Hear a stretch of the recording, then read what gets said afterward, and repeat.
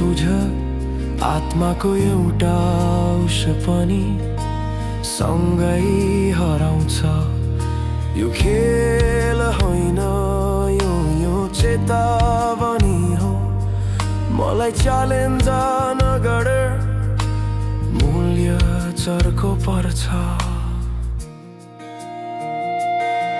मलाई गुमायौ भने खालीपन बोल्छ। आत्माको एउटा भाग सधैँ रोइरहन्छ। यो बाटो खेल होइन, यो आगोको लाइन मसँग